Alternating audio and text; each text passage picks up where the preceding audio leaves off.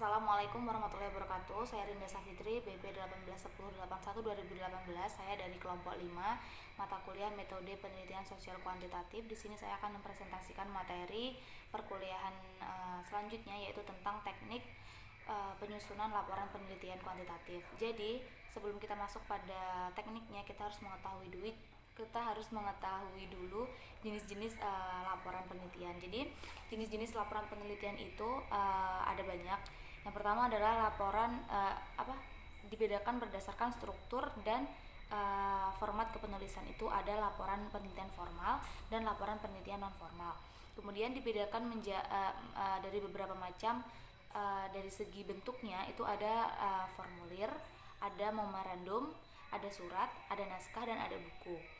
Nah, terus dikategorikan dari berdasarkan tujuan kepenulisannya, itu ada laporan panjang atau singkat, terus ada laporan internal dan laporan eksternal, ada laporan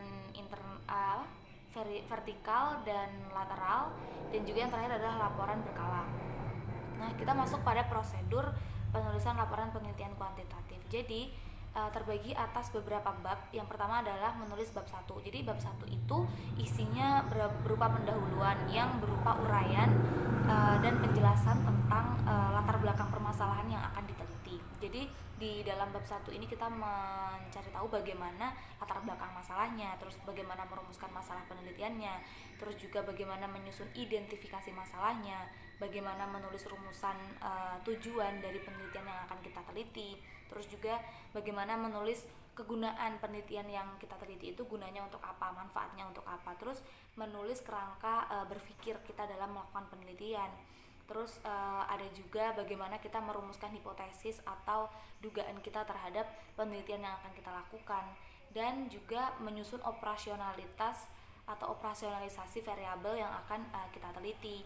Terus ada juga menguji bagaimana kita menyusun uji validitas dan reliabilitas data-data yang kita temukan selama penelitian, dan juga instrumennya seperti apa. Dan yang terakhir dalam bab 1 itu adalah bagaimana kita menyusun metode dan prosedur penelitiannya begitu. Jadi dalam bab 1 terdapat beberapa poin-poin yang harus dijelaskan dan harus dilakukan penelitian. Nah, prosedur yang kedua yaitu menulis bab 2. Bab 2 itu biasanya berisi atau berjudul tinjauan pustaka atau tinjauan teoritis. Jadi memaparkan aspek-aspek tentang fenomena masalah yang akan diteliti. Jadi apa-apa saja yang akan diteliti itu kita jelaskan di sini. Jadi lebih menggunakan teori-teori apa yang kita gunakan dalam melakukan penelitian atau meneliti masalah yang kita teliti tersebut. Nah, terus yang ketiga adalah menulis bab 2. Jadi dalam bab 2 itu maksud saya bab 3. Jadi dalam bab 3 itu kita isinya adalah mengenai objek penelitian. Jadi objek penelitian apa yang akan kita teliti? Misalnya kita ingin meneliti tentang proses belajar di pembelajaran di Fakultas Fisip UNAN misalnya seperti itu. Jadi objeknya tentu Fakultas UNAN nanti, Fakultas Fisip di UNAN kan, misalnya kayak pokok bahasanya apa, sub pokok bahasanya apa, dan juga sumber datanya nanti narasumbernya atau instrumennya siapa, seperti itu.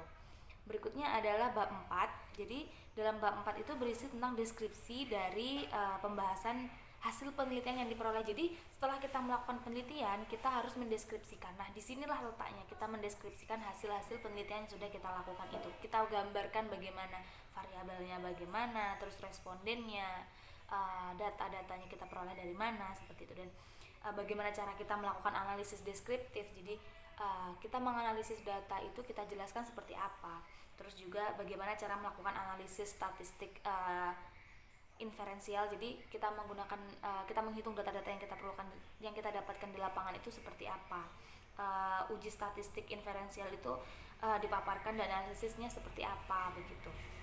Dan juga bagaimana cara melakukan analisis menetapkan pokok bahasan. Jadi kita tetapkan pokok bahasan masalah kita itu apa. Nah, yang terakhir itu adalah bab 5. Jadi bab 5 itu kita berisi kesimpulan dan saran. Biasanya kesimpulan itu tergantung dari banyaknya pembahasan yang kita buat. Jadi nanti kesimpulannya juga pasti lebih kompleks begitu. Dan juga saran-saran yang dibutuhkan atau diperlukan seperti apa. Nah, jadi itu saja mungkin materi yang dapat saya sampaikan pada kesempatan kali ini. Lebih kurangnya saya mohon maaf. Saya akhiri dengan assalamualaikum warahmatullahi wabarakatuh.